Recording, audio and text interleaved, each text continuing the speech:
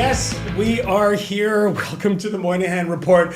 I'm your host, Michael Moynihan, and our show today is brought to you by the only principled people, it seems, left in America, our good friends at FIRE, the Foundation for Individual Rights and Expression, an organization dedicated to the promotion of free speech and the legal defense of those whose free speech rights are being abrogated. So donate to them and go subscribe to the newsletter. You can do this, by the way. I have my own one. It's thefire.org/Moynihan. So do it there, and then they know that you're paying attention. All right, if you've been depressed, and I mean sort of properly depressed, not this sort of my pet ferret has lumbago type of depression, when you're confronted with a proper, prolonged, worrying sort of darkness. If not, you've probably dealt with a close friend or family member who has been seized by depression. And in that process, you've doubtless heard the phrase, chemical imbalance.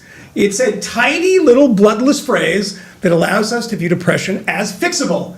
It's like a swimming pool. We just need to balance the chemicals. And it allows those afflicted to see themselves as sort of blameless. It's nothing I've done, it's the chemicals. In the past, I myself, I have to admit, have blubbered about my own chemical imbalances.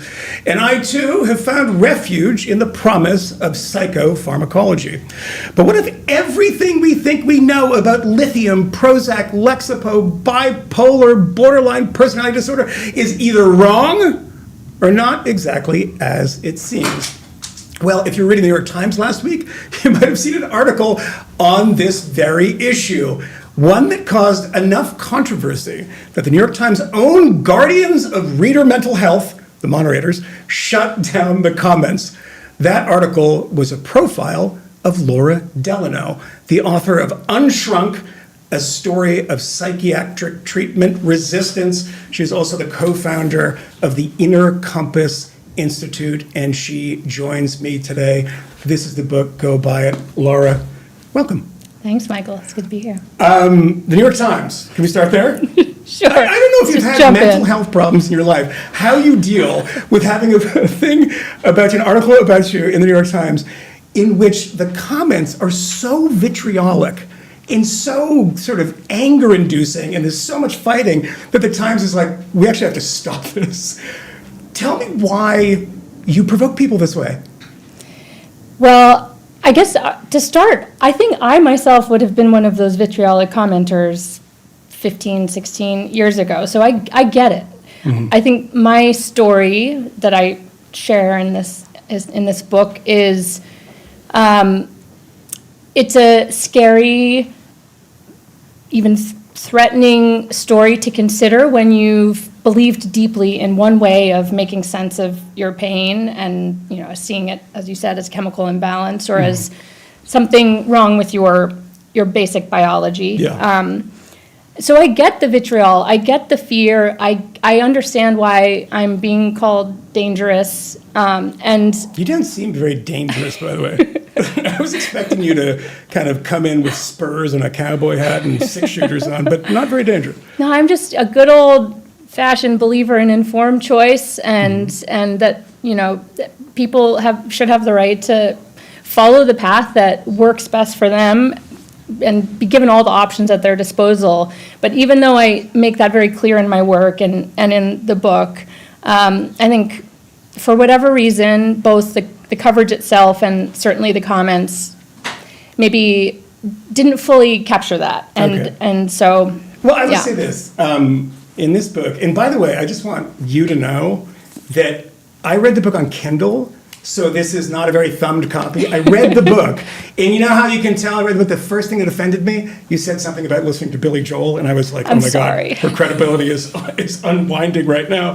But in this book, you detail some really harrowing stuff, and at a certain point, you're on a battery of drugs. I don't even want to label them because they'll probably be wrong about it. But you're on things like Lexapro and lithium and then stuff for sleeping. And it seems like a chemistry experiment to keep yourself going during the day. And the issue is you walked away from that. At what point did you say, okay, I'm a depressed person? There's also a very harrowing chapter about you attempting suicide. This isn't, you know, my ferret is making me sad thing. This is like serious business. Risky, right? To walk away from this stuff that everyone, these are doctors, they're not cranks, they're people at Harvard and Stanford, they're telling you this stuff is the stuff that's going to help you. When did you say, I don't think that's true? That's a great question. I mean, it took me 14 years to really connect with that conviction to start listening to myself. You know, I think at the beginning of my journey, when I was first sent to a therapist at age 13 and then soon thereafter sent to a psychiatrist, I knew in my heart that this didn't make sense, that the despair and the anger and the self-injury, that these things were happening for reasons that had to do with the environment that I was in and the pressures that I felt. And so at the very beginning of my journey, I knew in my heart, this path doesn't make sense for me. But I did eventually lose touch with that knowing, I think because I felt so much pain so intensely for so many years that I eventually just grew desperate for relief. And so I think that desperation led me to really embrace the psychiatric paradigm wholeheartedly and basically make it my life's purpose. And so when I eventually woke up from that, which is really the best way I can put it, I think in part it was because I had spent so many years of my life deferring to medical experts, you know, translating all of my thoughts and emotions and behaviors into symptoms to be treated. And look where it brought me. It brought me to a totally dysfunctional, disabled, disconnected life in which I basically had the option of like going into the psych ward or going into hospital programs pretty regularly or killing Which you myself. did pretty regularly. Oh yeah, it was my job. I mean, the way I put it is I was a professional psychiatric patient through my 20s. It was my job. I do like, by the way, on the website of your publisher, and I presume that you wrote this, is you really refer to yourself as a mental patient? Yep. Which I love. I was like, oh, that's taking it back and just saying, I'm a mental patient. I was like, is that a typo? No, you consider yourself a mental patient. You were at one point. Totally. And there's a whole culture to it. And, you know, when you grow up psychiatrized is another word that I think is important to use here. And it's your whole sense of purpose and your identity. You do come to have a kind of pride in. I noticed that. Yeah. Yeah. It's, and I think it makes sense that when there's a void of meaning everywhere else in your life, which may well be why you're struggling in the first place. It was for me. And then suddenly you have this purpose. I'm going to pursue treatment. I'm going to go to my therapist. I'm going to track my symptoms. I'm going to up my meds, you know, talk to my doctor. You're sort of addicted to being sick, addicted to being mentally. Because the one thing that is a moment in the book that struck me is that I think you might be McLean Hospital in Massachusetts, that you say going in there and you think of the people who don't be ashamed of your mental illness. You just be open about it.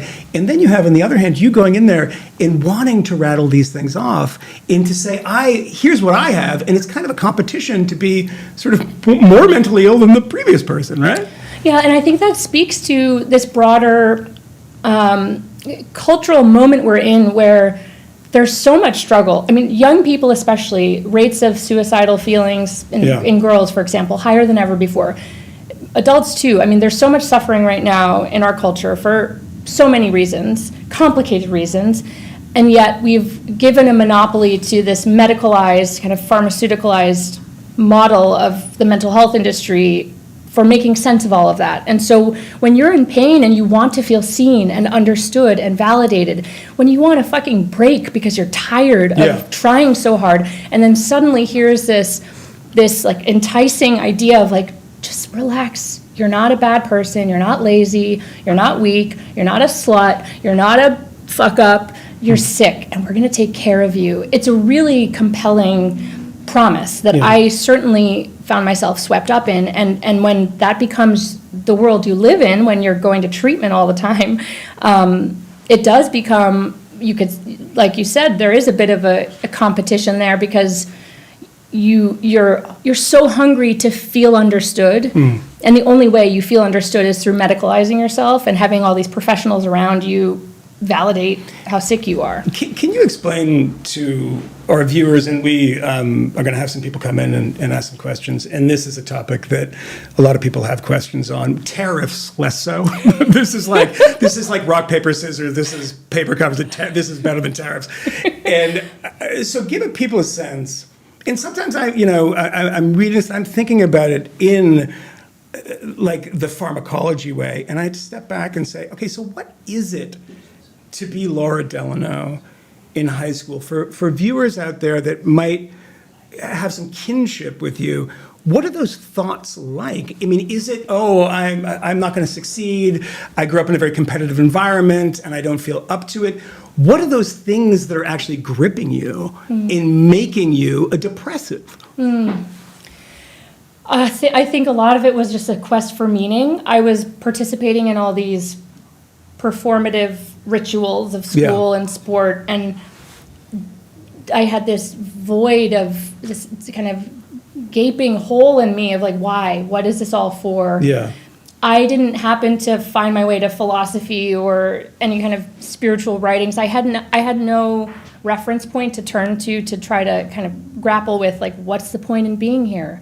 You ultimately find your way to postmodernism, which is its own problem. Don't even get me started on the rabbit hole there. No, Foucault was not your friend. And he was my first kind of discovery of, don't even get me started on that. And so I think in high school I felt trapped in this performative life, and whether you were in an elite prep school like I was, or you're in a public school, it's like whatever setting you're in, when you're a young person and you're spending all day, every day, going through these rote, meaningless rituals of homework and papers and whatever else, I think for a lot of young people, there's this nagging sense of like, what is this all for? So that I can get into college and so that I can then get a job. And so then what's the point? And I had that dis-ease in me, but I didn't have a space to really talk about that or explore that anywhere. And that might be on me. Maybe there was, I just didn't see it. Yeah. But I ended up just feeling more and more convinced like something must be really fucking wrong with me, because like I am struggling to like want to be alive, because what's the point? There's a chapter in this book, and I don't have my glasses on so I can pretend that I can see this, but it's is it my suicide? Is that what you, obviously, it's the one thing we're thankful that you're a total failure at, because you're sitting across me. Your suicide was a failure. It's a pretty gripping scene. Talk a little bit about that, and how you came to that point. What is the point, that inflection point? Because I know you thought about it, the suicidal ideation, which is the phrase people use. It was always kind of there. But how does it go from being there to being the solution? Well, through my 20s, so I managed to graduate from college after taking a year off, being hospitalized. After finishing college, though, things really fell apart through my 20s. And so with each passing year, my life just felt emptier and more disconnected. I couldn't hold down jobs. I was totally dependent on my family. I was in a series of really dysfunctional relationships. I had no friendships. Just year after year after year of life getting more and more unlivable.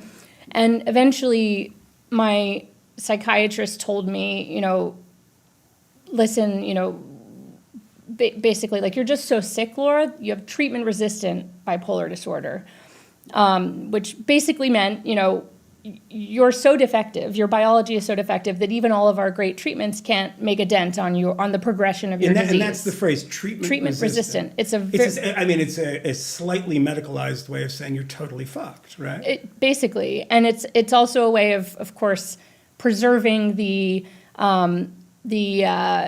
beneficence of the medications. Sure. Because if you feel helped on psychiatric drugs, then it's because the drugs have worked. But if you don't feel helped, or you feel worse, it's not because the drugs didn't work or maybe had some adverse effects. It's because you were just so sick that the drugs couldn't work their magic on you. So that was the message that I got, which basically led me to conclude, like, my God, if I'm so defective that this is all that's in store for me, I'm just going to keep getting worse.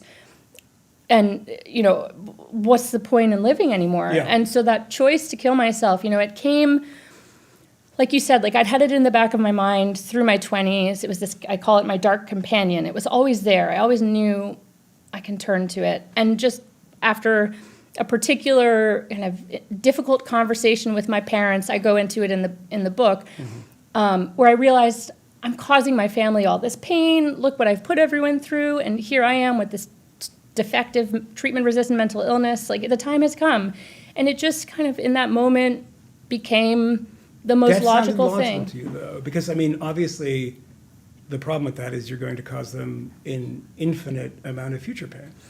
Totally. I mean, in hindsight, I can look back and see all the illogical problems with it. But if you think about it, there was a logic to that decision. The story that I had been taught to believe about myself was a story about a life that wasn't worth living. And of course, that's the problem here, is that I was believing in a false story of self. And so was my family and the whole kind of family system that had grown around me as this dysfunctional mental patient.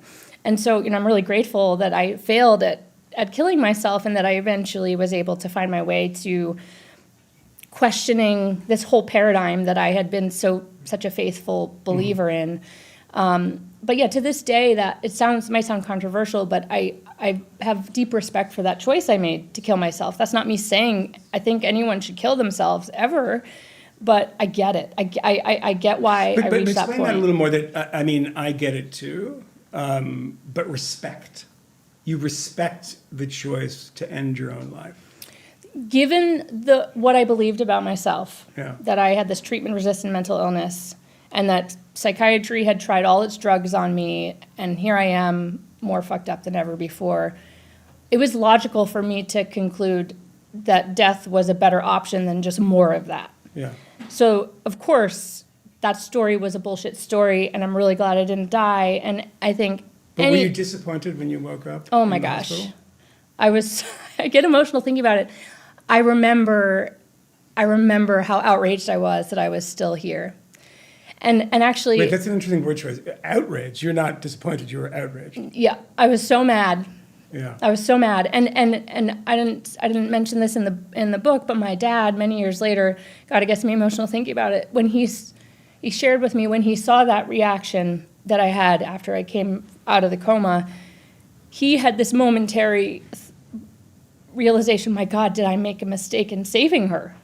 I mean, can you imagine being a father who loved your daughter so much? The last thing you want is for your daughter to be dead, and yet he saw how hopeless and desperate I was to be alive, that he actually, for a moment, wondered if he had made a mistake. Of course, all these years later, we're like, my God, that was a wild life chapter. Yeah, but, I mean, this happened fairly recently, too, with a family of people who had been kidnapped on October 7th, saying that I hope that they actually are dead and they're not in a tunnel somewhere being just tortured. That very existence is torture. I mean, you understand that in the sense that, on paper it sounds unbearably cruel, but when you're thinking about the alleviation of somebody's pain, especially your child, yeah. Right? That's so the medications. I mean, this is where the book becomes controversial. Let's get into the controversy of it. Let's do it. Let's do it. Because the drugs don't work, which is a very good song, too, if you've ever heard the song, The Drugs Don't Work. But your argument here is what? Explain to people who haven't read this book, and people out there might have gone through this thing, and that said, like, these drugs help me out. Countless numbers of people. You go on Reddit, I'm looking at the reaction to this book, and there's Reddit thread after Reddit thread of people saying, look, this is me. I was saved by this stuff. It is dangerous, as you said, that people point out that she's a danger by telling people that they shouldn't be on these drugs, SSRIs, et cetera. What do you make of that argument? Well, the first thing I would say is that I have literally never anywhere in my entire life said or written that I don't think anyone should take these drugs or that people should come off of these drugs. I mean, something happens when people hear when people hear me share my own personal story. I'm literally just talking about my own experience and what I learned. I'm not saying anything about anyone else. Somehow people hear that as me saying no one else should take these drugs, which I completely don't believe. And I actually... But the foundation that you and your husband started, that's not encouraging people to get off? No, oh my goodness, no. Our mission is to help people make more informed choices about these. But that's not just some loaded phrase that basically says, we're going to make them, it kind of sounds political, like, oh, we're just going to make them, but actually that's what we're doing, subterranean. We're trying to get them off of these things. Well, we don't basically all we provide is information that's just sitting there on our website. And then we have a mutual aid community where people, in a similar way to AA, people who are going through similar struggles, many of them are on medications, many of them are in the process of coming off them, many of them are off them. They're just connecting and supporting one another. We don't allow any personal advice. No one is telling anyone what to do. I think that I truly actually, I don't think I would agree with that song. I do think these drugs can feel helpful to many people. Where I get what my book is really about is the stories that our society believes about these drugs are the problem here. When you are being told you have a chemical imbalance in your brain, and just like someone with, diabetes needs insulin, you need this antidepressant, which the word itself implies it's going to act against your depression. Correct. Yeah. That is marketing language. There's no scientific basis to any of that statement. But instead, if you're told this is a psychoactive drug and we don't really know a lot about it, the trials that got these drugs approved were 6 to 8 weeks in length, so we don't really have any knowledge about long-term use, but they may have effects on you that will feel helpful. For example, if you get panic attacks when you fly in an airplane, like taking a Xanax might help. I think we need... Might. Yeah, it's. I do sometimes. Sometimes I've done that. Yeah. These drugs can be really helpful, Sure. certainly in the short term. So for me, it's about, are people being given reliable information and in a language that's actually straightforward and honest about what they are? And I make the case in my book that I don't think we have been. Again, that's not me saying no one should take these drugs, but I think we all have a right to be given good information about them, and then we decide from there if it makes sense, which for some people it will, but for others it won't. All right, so we're talking about how you resisted this and whether that's applicable to other people because, as we were saying before the break, the anger, man, don't tell me what to do, this stuff works for me. Are there ever any comments, do you read the New York Times comments? Do you actually go through those? I briefly skimmed them, but I didn't go in depth. Why did you even skim them? What is wrong with you? You can take this thing. I can't read any comments about myself. It hurts my feelings. I can't do it. Is there any time that somebody, I know you've read some of the criticism of the book. The New York Times gave it a good notice, a good review, but had a couple of criticisms in there too. Is there any of that you say, okay, they have a point?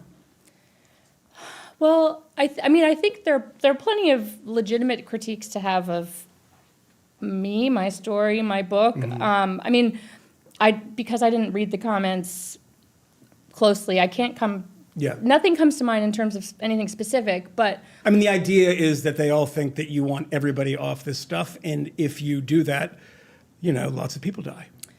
Yeah, and again, I understand why people are so terrified at the prospect of a story of someone who decided to leave this all behind. Yeah. I think,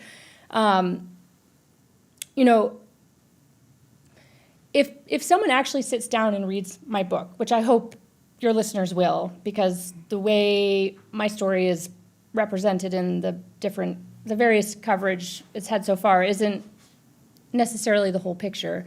I think people will find that really what I am an advocate of is personal autonomy and choice, and that, who am I to think that I know what anyone else needs or should have, what I think will work for them or what won't work for them. Life is so complicated and complex, and I think part of the challenge is that people want a kind of one-size-fits-all answer or explanation, and so when a story comes out that calls into question that, kind of singular paradigm of care, it's almost hard to kind of comprehend because our culture is so there's such a monopoly in our culture, in our sense-making apparatus of what it means to be human by the mental health industry today, that suffering is a medical thing that needs professional intervention. All I'm really proposing in my book is that for some people that might be true, but there are so many other ways to make sense of these difficulties, to get support, and there should be space made in our culture to have that conversation. And it's also not conspiratorial just on its face to say that this is a multi-billion dollar industry. And when you have an industry that is printing money in the way that it does, there is, obviously, as economists say, the incentives are sometimes going in the wrong direction, right? I mean, the incentives here are to get people on pills. Look, I'm not saying that I agree with this or not. I haven't gone deep into it. I've read your book. I love the book. The personal story is fantastic. I don't know where this stuff is true and where it isn't true. Not in your book, but just when people talk about this, we are, it seems, over-medicated, right? What was it? During COVID, we had, 10% of the population that were taking SSRIs or some form of antidepressant. That seems wrong to me. And I don't know why. I'll be totally frank about this. The instinct that I have on that is that the easiest answer, 10% of the population cannot be people that if you take them off of these drugs, they will be suicidal. They will spin out and their lives will be lost. It seems that, if you have a little fluctuation in happiness, that this is the solution. I mean, am I wrong in thinking that you don't want that personally? Not to the people in the world, people that come to your class. Do you want that to kind of go away or to be minimized or fewer people to be prescribed, say Prozac when they're having a hard time? Well, I think what I want is for people to have access to good information, which we don't have access to right now. What would you consider good information about, say, Prozac? So I guess, say you are coming up against a difficult chapter in your life. You're feeling despair, having a hard time getting out of bed, the classic kind of symptoms of depression. To me, an informed choice would be, first of all, seeing multiple visible options on your horizon for help so that it doesn't only seem that the one source of help you can get is a mental health professional and pills. So seeing other options, maybe, addressing your nutrition, maybe you have some kind of hormonal imbalance going on. Maybe you are in a relationship that has issues and that's having a serious impact on your life. Maybe something with work, other stressors, recent loss, trauma. I mean, there's so many factors at play in what lead people to struggle. So I think for starters, that we make space for more realms of help in our culture so that it isn't only psychiatrist or other kind of mental health professional and pills. That's the starting point for me with choice. Then beyond that, let's say you do decide you still want to go to a psychiatrist, which you should totally have the right to still do. Then it's about being really clear that, this depression you're feeling, we don't actually have any evidence to suggest that you have a pathology in your brain here. The drugs that I'm going to give you are marketed as antidepressants, but really they have vast effects on your various neurotransmitter systems. We've only studied them for an average of 6 to 8 weeks before they get approved. We've never studied them in combination with other psychiatric drugs you might be on. We don't really have a strong evidence base for long-term outcomes. Oh, and by the way, if you take this drug for more than a few weeks, your central nervous system may well become physically dependent on this drug, so that down the line, if you want to come off of it, you're going to have a hell of a hard time. And there's no controversy about this. It's incredibly difficult to get off of them, right? You don't think there's controversy around that? There is? Oh my God! Did I not do my homework on this? I'm talking personal. I got off these things at one point, and good Lord, it was crazy. It was. I was like, wow, that's really mixed up my brain. But Michael, I think at a broader cultural level, we don't yet fully accept this. And when you see in the drug labels that do acknowledge dependence, and discontinuation syndrome is what they call it. That's like a kind of clever way to, it's a bit euphemistic. Usually the labels will kind of say, oh, it might last a couple of weeks. discontinuation syndrome. So I think there's a huge lag between the reality of how hard it can be to get off of these drugs and what doctors are taught and what information the general public is given about them. And so I think that, and those examples that I just gave are barely scratching the surface of what informed choice is, but that's a good starting point. And I think especially for girls and young women who may one day want to have a baby, I was never told, if you start these drugs, you might need a few years to taper off them, because some people need to taper literally over years because going any faster than that is too disruptive. You make sure you factor that in to any planning you might want to do. I found this out recently, by the way. I found out recently that there are people who specialize in, if you're going to plan on getting pregnant, to taper over time. That is specifically for getting off particular drugs in the process of getting pregnant. The existence of that job slightly frightened me. That is something that we need, and it seems logical that we do. I mean, let's go back to you being 14 and you seeing your first psychiatrist. Did you change the names in the book, by the way? All the names but one, which I had to use the real name because I also reference his research. Okay. I think it was Anuja was the one that you talked about. If you were to go back in time, and what you know now, think about how you felt then and how you felt when you were in high school. And there's parts of this book, by the way, we grew up in a similar milieu in the sense that we're Northeast, right? And I see these parties of drinking and doing stupid stuff. I was like, oh, it's just like my high school experience. Seems rather normal, but you're suffering through all of this. How would you, knowing what you know now, go back and treat that? If you have the skepticism that you have about psychiatry, about certain modes of psychiatry and of pharmaceuticals, like how would you wish that your parents would have handled that, you could have handled that? Because it requires a lot of off-the-shelf education, which is not, look, a pill, your parents are working, and to address at the same time, and let's do this at the same time, because you've been criticized for it, is that you come from a background in which this is not a terribly difficult thing for you, because you come from what people would say wealth and privilege. I don't know why you need both, but you come from a good background and your parents can pay for the stuff. You address it in the book. But how do you do that if you don't have that knowledge and you don't have the resources to get that knowledge, the time to get that knowledge, and you're a young girl? The drugs seemed like a logical choice too.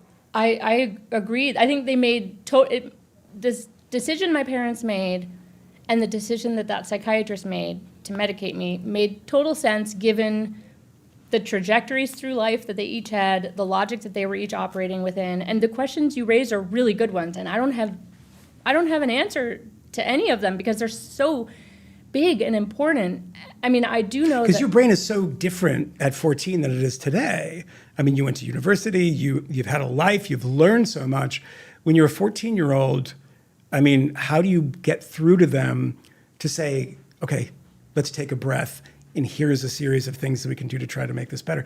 Are young people, capable of that, I suppose, is the question. And I don't know. I don't know if they are. I don't know if anyone could have, people ask me this question often, and the only answer I've really come up with that actually resonates with me is that perhaps if I had been in an environment where other young people were openly talking about their struggles without medicalizing them, just talking about how crazy it is to go to this all-girls private school with all these expectations.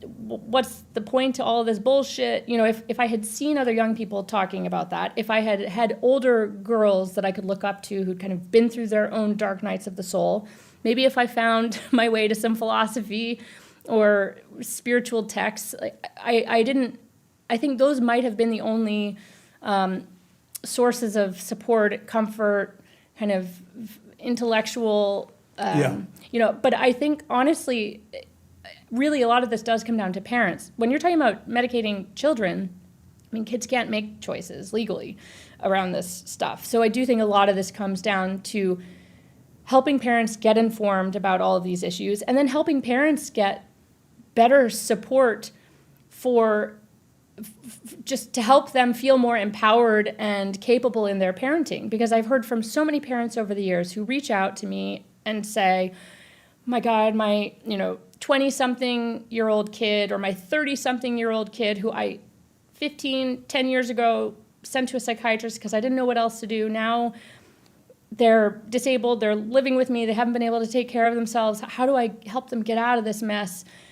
A lot of them will say, back at the beginning of these struggles that my child was having, we felt pressured to go to a professional. We felt like it was being irresponsible of us to try to support our kid ourselves or to turn to other families. Yeah. We didn't even have other families we could have turned to if we had wanted to. And so I do think a lot of this is about helping families help each other, helping fellow parents mentor and support each other. And again, this isn't me saying never go to a therapist. I'm not anti-therapy. Mm-hmm. Just it's about options. There need to be other visible options beyond just a mental health professional and pills.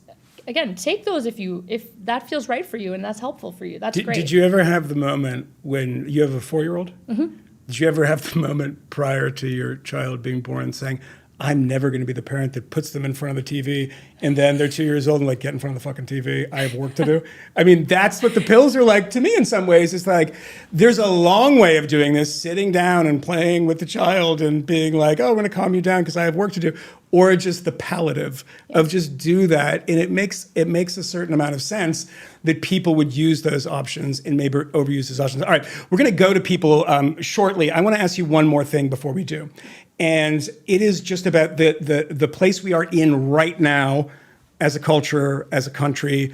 This show, thankfully, is sponsored by our friends at FIRE. And Greg Lukianoff, the president of FIRE, has written really movingly on this issue of his struggles with mental health and, what the situation is for young people today. And as you mentioned, it really affects girls in a worse way. And, Jonathan Haidt, his co-author on his book, The Coddling of the American Mind, has written about phones and social media. It seems to be a lot worse now than it was when you were in high school, right? Mm-hmm. And it also seems that people are talking about mental health almost in a way that feels cheap to me on Instagram and other things, just kind of fetishizing it in a way. How are we as a country now, and is it depress you in some way that it seems like from, if you agree with me, it seems like it's worse. It seems like there's no good options for anyone. I think we are, I don't know how much worse it could get before it can only get better. I mean, I actually feel quite optimistic that we have so medicalized what it means to be human that it's to the point of absurdity, and it might well take getting to the point of absurdity for people to step back and say, wow, does this actually really make sense to be encouraging all these teenage girls who are going through puberty, struggling with all the struggles that come with growing up, to tell them they have lifelong incurable brain diseases that need pills. I mean, I think we're reaching a point of readiness to at least pause, step back for a minute and say, like, does this actually make sense? And we have to, because 1 in 4 American adults are on a psych drug at this point. 1 in 10 kids. I mean, we have an epidemic here, and we have an epidemic of suffering at the same time as we have more people than ever before receiving mental health treatment. So something isn't making sense here. Yeah. And I don't have a clear answer as to what the heck to do about it, but we have to stop as a culture and pause and actually start to engage meaningfully and have difficult conversations. To go back to what you were saying about that family, the parents who are working and they're stressed, their kid has a behavior problem at school and at home, just feels easier to give them a stimulant. Really, it's about that school system. It's about the fact that both parents have to work to pay the mortgage. Like, this is really about such bigger systemic issues, and the medicating of kids and the quick fix solution so many of us turn to, I think, is a symptom of these deeper issues that are going to be really messy. Well, I think the phones are a problem. I was at a restaurant the other day, and there were 4 teenage girls that went to the bathroom together, and they all went in with their phones, 4 of them. They came out all on their phones, and I was like, it's over. Just Yeah. please destroy us now. Like the meteor, sweet meteor of death hit us. All right, we're gonna talk to you now, and as you know, I have to tell you the rules. Be normal humans. Just don't be a jerk if you feel like being a jerk. No. Mara, you're not gonna be a jerk. You're first up. Hi, hi Laura. It's nice to see you. I read your article when it came out, I think maybe 2017, 2018, and it was really instrumental in my own process. I also was a teenage girl when I started medications. I grew up in the 80s, so Prozac was the first drug. It came out during the time when I was a teenager, and I've had a long history with this system and also was in the process of leaving it when your article came out. So it was a really critical time for me. I've now been off medication for 7 years. I think I was on and off for almost 30 years. And I also had a parent who suffered immensely, who was a Vietnam War veteran and had a lot of issues. So I'm familiar with the system as both patient and also as an advocate for my own parent. I guess my question to you is, I love what you said about the social system that we're in, everything about the phones, everything about just the lack of support and the lack of conversation around suffering and how we deal with suffering as a culture. In particular, I was wondering, how do you answer questions about, or I don't know, how do you navigate conversations with people? Because in my life, like everyone I know is on medication still, every single person. And this was something I had to do completely by myself. I did not have support in any way except for these groups, except for these kinds of, and which at the time for me, it was like, well, it can't be any more dangerous than the system I've already been in. There were so many, atrocious things that went down. So that's just kind of my question is how do you approach this kind of this world that we're living in, which is just like all the rise of like kids getting on TikTok and talking about their pathologies and their identities with ADHD and autism, et cetera, et cetera. Thank you, Mara. Good question. Yeah, thank you so much and that is really meaningful to hear. Are you talking about the New Yorker profile of me? Yeah, that means a lot to hear, and thanks for all you shared. I think a lot of this is about tapping into needed compassion for, all those angry people who have been emailing me and blowing up my comments on my social media profile, writing angry one-star reviews where I'm like, oh, they definitely haven't read my book. For me, it starts with stepping into their shoes and seeing this through their eyes and really trying to understand from a place of empathy and compassion why they might be so resistant, so angry, so upset by me just sharing my own story. And then connecting with them at that level, because I don't think change is going to happen by, sharing statistics and information and science. And the science, in many ways, you could say, is on our side when it comes to calling into question the long-term safety and effectiveness of these drugs. But I don't think that's how change is going to happen. I think it's really about being compassionate with people and creating opportunities for them to identify with what you've gone through. I think storytelling is a huge piece of how we're going to help our society heal and really start to have these difficult conversations about suffering and kind of help reclaim language around talking about suffering so that it isn't just medical and clinical in nature anymore. But it takes a lot of courage to speak your own truth, what you've been through. And I think I'm always like trying to get to my heart, especially when it's the people who are most pissed off at me. Thank you, Mara. I don't suspect in the entire lifetime of this show that anyone will call in, do if you feel this way, and say, you, Michael Moynihan, I read something you wrote and you changed my life. It's usually like, wow, you're a fucking moron. So that is amazing to sit next to somebody who gets calls, the first call too.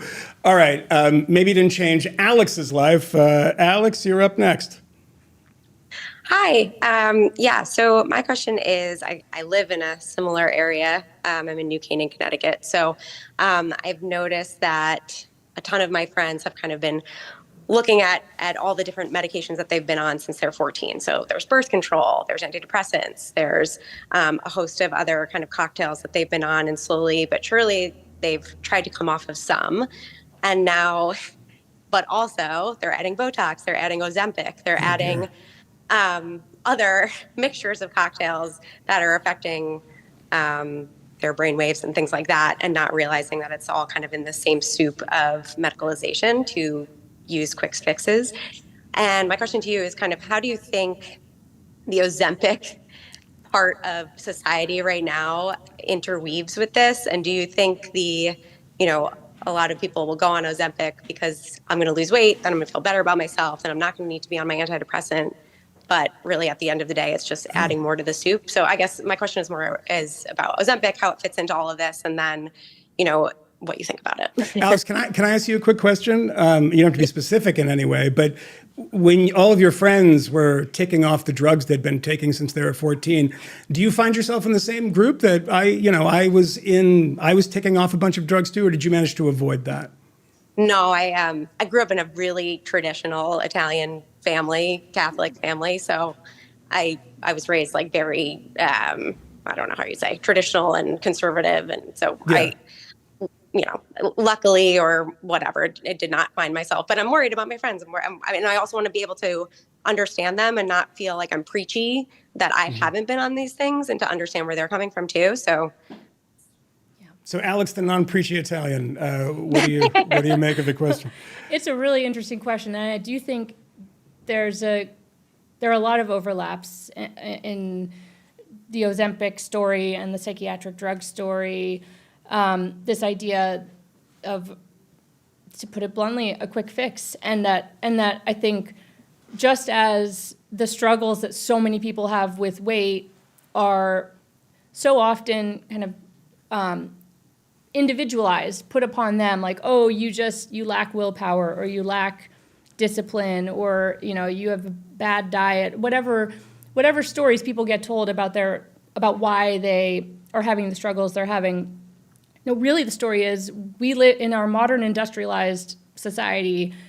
We live under the weight of industries that do not necessarily have human well-being in mind. The industries that are feeding us, the industries that are, selling us all kinds of products to use in and on our bodies. And so I think similarly, the numbers of people who are struggling with anxiety, depression, even the more extreme, serious mental illness categories too, I think so much of their struggles are actually rooted in these deeper, more socioeconomic, political, cultural issues. But it enables the avoidance of that deeper, more difficult conversation by saying, oh no, just here's a pill to help you address your individual problem, whether it's with your body or with your mind. So I think there are a lot of parallels. And again, I think it's about informed choice, just like with curiosity, asking your friends, like, have you taken a close look at the trials that got Ozempic approved, which I haven't myself done, but I imagine as it was quite enlightening for me to actually go back and read the complete drug labels for each drug I was on and have my mind blown. Like, what do you mean this drug I took for 7 years was approved on the basis of 2 trials that lasted a few weeks each? I imagine similar aha moments might happen for people looking into how Ozempic was approved too. But again, it's like, yeah, it gets back to it's really messy and complicated, and it's never about just us as individuals. It's always about us in relationship to this culture around us. But that's not a conversation that a lot of people want to make time to have. Yeah, I mean, there's a lot of pressure from a lot of different industries and a lot of people who have vested interests in particular things. And that's what I keep coming back to, that idea of incentives. I don't know that those incentives have been acted on. I don't know that in the case of Ozempic or Wegovy or whatever the hell it's called, that there are people that are pushing this because they serve to benefit from it. I don't know if that's true. But the one thing about these Ozempic drugs, which I've noticed, is a trickle of stories about potential long-term effects. And I'm a type 1 diabetic, and this is a drug that was created for diabetics. And you see these kind of, other I couldn't take this drug. It would lower my blood sugar too much. I wouldn't be able to function if I was on any of these drugs. But yeah, I don't know. I don't know what will happen. We are a little blithe about what could potentially happen with some of these things that haven't been tested or been out there in the real world for a long time. All right, the great thing about this, by the way, this conversation, is that usually you're talking about politics with me, and it's just a bunch of nerdy boys. Another girl. Isn't that amazing? Look at this. We should do this every week. We have Sherry next up, presuming that Sherry is a lady. Sherry, are you there? Maybe. Maybe she's so horrified by that introduction. There we go. There we I'm Sherry, here. there? All right. Yeah, my dog started barking. That's Of course. So Laura, thank you so much for your book. I started reading it. I haven't finished it, but one of the things I really love about it is it just brings me right back into the moment of the late 90s, early 2000s, just the culture and the stories that we have about mental illness at that time. Now, I've experienced very bad adverse effects from SSRIs, so I really appreciate a lot of the work that you're doing. One of the things I wonder about is reading all of the information you've found, all of the studies that you've probably come across that showed that there really wasn't much effort put into understanding these drugs. And where do you draw the line in your own personal skepticism in the medical industry with this? How do you not become someone who's like using crystals? And I know you mentioned like how you you even found on the opposite side with like alternative medicine that there's a lot of grift there too. Yeah, that's the new grift. Yeah, It's a great question. Sorry, go ahead. Go ahead. Well, thanks so much, first of all, for reading my book. It's meaningful it's wild. It's my book. I have a book. Yeah, you do. I have a fucking book. I wrote a book. Yeah, and people are saying nice things about it on this. We're going to get some haters in there too. We'll find one. I mean, I definitely have gone on my own kind of broader journey with just stepping back to rethink so many old stories I used to tell myself about my body and about health and well-being. And one area, for example, is I ended up deciding to give birth at home. That was similar to my views on psychiatric drugs. I think a woman should have the right to give birth wherever she feels most in her power, most supported, most safe. For me, it's about choice. And after spending many years reading and learning and reflecting on birth, for me, what felt right was having a non-medical, demedicalized birth experience. But again, that's not me saying no women should ever give birth in a hospital. So yeah, I have, it's there's been a blossoming beyond psych drugs in terms of the rethinking I've done for myself. And yeah, it's just my own, that's just me. But I'm like, all the power to where other people draw their own lines. Yeah, but I realized after the psych drug kind of experience, and then finding my way to a critique of the pill, the so-called pill, which I feel quite strongly about, and has, the ways that women have been taught to view the pill as a path to our liberation and our empowerment, and this idea that we can transcend our biology and basically like play God over our reproduction and with a pharmaceutical product that has profound risks to it, especially over the long term. I decided for myself to, after being on the pill for 16 years, that I didn't want to be on it anymore. And that was a whole recovery process of itself, in itself, that my body had to recover from. Again, I'm not anti-pill, but I certainly wasn't given good information about it when I was put on it as a teenager who was starving herself and not getting her period. And that was the reason to put me on it for 16 years, basically. Sherry, thanks for the question. I just want to add one thing to it.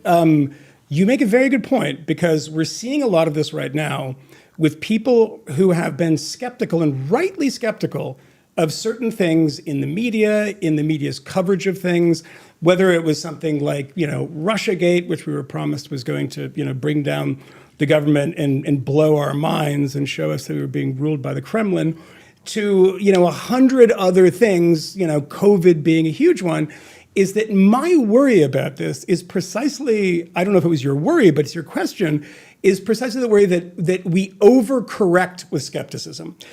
That is the hardest thing to do, and that is the thing that one needs to do as a consumer of the news or consumer of medical advice, is not to overcorrect. Because I look on Twitter now and I see people that I remember being rightly skeptical of certain things, school closures, et cetera, have now gone around the bend.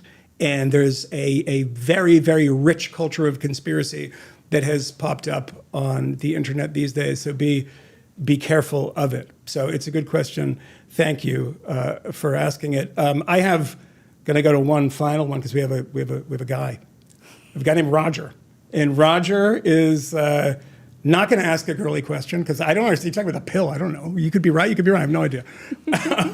It was a liberation for me, Laura, when people discovered the pill. Roger, you there?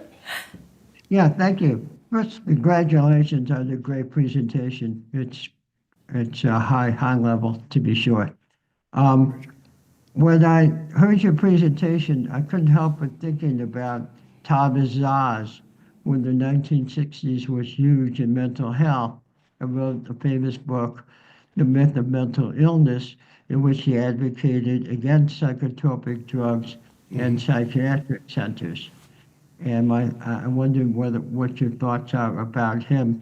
Secondly, I once worked at a psychiatric hospital many years ago. And what I found was two things. Number one, patients were diagnosed based on the interests of a particular psychiatrist. Like there was one psychiatrist who was really interested in affective disorders, and all the patients on the unit was diagnosed with an affective disorder and was put on Elavil, which probably isn't used anymore. Secondly, I found that there was a high incidence of auditory processing disorders with the psychiatric patients that I saw, that they had a difficult time processing what was said to them, and that was much of their difficulties. So I wonder what your thoughts are about those two issues. Thank you, Roger. Thomas Szasz. Yeah. I was surprised that he came up. Libertarians loved him for many years. Hungarian, who wrote a very famous book that kind of led to deinstitutionalization too. It was part of that sort of broader movement. What do you think of Thomas Szasz?